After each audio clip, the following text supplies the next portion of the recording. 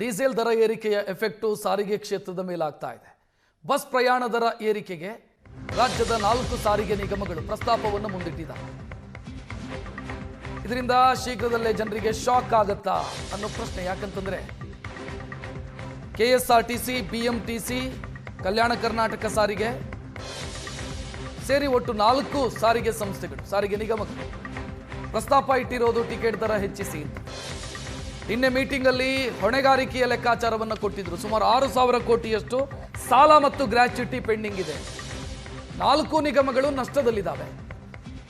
Ticket ದರ ಏರಿಸದೆ ಬೇರೆ ದಾರಿ ಇಲ್ಲ. ಡೀಸೆಲ್ ದರವೂ ಕೂಡ ಏರಿಕೆಯಾಗಿದೆ. ಆಪರೇಷನ್ ಕಾಸ್ಟ್ ಜಾಸ್ತಿ ಆಗಿದೆ. ಸೊ ಈ ಕಾರಣಕ್ಕಾಗಿ ದರ ಏರಿಕೆಗೆ ಅನುಮತಿ ಕೊಡಿ ಅಂತ ಮುಖ್ಯಮಂತ್ರಿಗೆ 4 ನಿಗಮಗಳಿಂದಲೂ ಕೂಡ ಮನವಿ ಬಂದಿದೆ.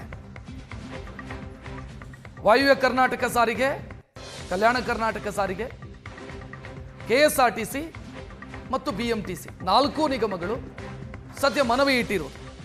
ಒಂದು ಅಂಕಿಅಂಶ ಕೊಟ್ಟಿದ್ರು. 6,000 ಕೋಟಿಯಷ್ಟು ಹೊಣೆಗಾರಿಕೆ ಇದೆ ನಿಗಮಗಳಿಗೆ. ಸಾಲ ಮತ್ತು ಗ್ರಾಚ್ಯುಟಿ ಪೆಂಡಿಂಗ್ ಇರೋದು ಇದೆಲ್ಲವೂ ಸೇರಿಸಿ 6,000 ಕೋಟಿಯಷ್ಟಿದೆ. ಡೀಸೆಲ್ ದರ ಏರಿಕೆಯ ಕಾರಣಕ್ಕಾಗಿ ದರ ಏರಿಕೆ ಅನಿವಾರ್ಯ. ರಾಜ್ಯದ 4 ಸಾರಿಗೆ ನಿಗಮಗಳು ಪ್ರಸ್ತಾಪವನ್ನು ಮುಂದಿಟ್ಟಿದ್ದಾರೆ. ಇದರಿಂದ ಶೀಘ್ರದಲ್ಲೇ ಜನರಿಗೆ ಶಾಕ್ ಆಗುತ್ತಾ ಅನ್ನೋ ಪ್ರಶ್ನೆ. ಯಾಕಂತಂದ್ರೆ ಕೆಎಸ್ಆರ್ಟಿಸಿ, ಬಿಎಂಟಿಸಿ, ಕಲ್ಯಾಣ ಕರ್ನಾಟಕ ಸಾರಿಗೆ ಸೇರಿ ಒಟ್ಟು 4 ಸಾರಿಗೆ ಸಂಸ್ಥೆಗಳು, ಸಾರಿಗೆ ನಿಗಮಗಳು ಪ್ರಸ್ತಾಪ ಇಟ್ಟಿರೋದು ಟಿಕೆಟ್ ದರ ಹೆಚ್ಚಿಸಿ.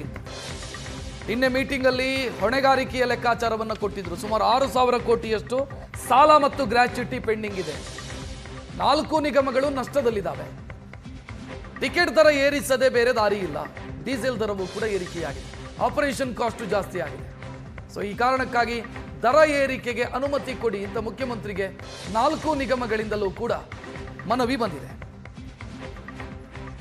ವಾಯುವ್ಯ ಕರ್ನಾಟಕ ಸಾರಿಗೆ, ಕಲ್ಯಾಣ ಕರ್ನಾಟಕ ಸಾರಿಗೆ, ಕೆಎಸ್ಆರ್ಟಿಸಿ ಮತ್ತು ಬಿಎಂಟಿಸಿ 4 ನಿಗಮಗಳು ಸದ್ಯ ಮನವಿ ಇಟ್ಟಿರುವುದು. ಒಂದು ಅಂಕಿಅಂಶ ಕೊಟ್ಟಿದ್ರು. 6,000 ಕೋಟಿಯಷ್ಟು ಹೊಣೆಗಾರಿಕೆ ಇದೆ ನಿಗಮಗಳಿಗೆ. ಸಾಲ ಮತ್ತು ಗ್ರಾಚ್ಯುಟಿ ಪೆಂಡಿಂಗ್ ಇರೋದು ಇದೆಲ್ಲವೂ ಸೇರಿಸಿ 6,000 ಕೋಟಿಯಷ್ಟಿದೆ. ಡೀಸೆಲ್ ದರ ಏರಿಕೆಯ ಕಾರಣಕ್ಕಾಗಿ ದರ ಏರಿಕೆ ಅನಿವಾರ್ಯ.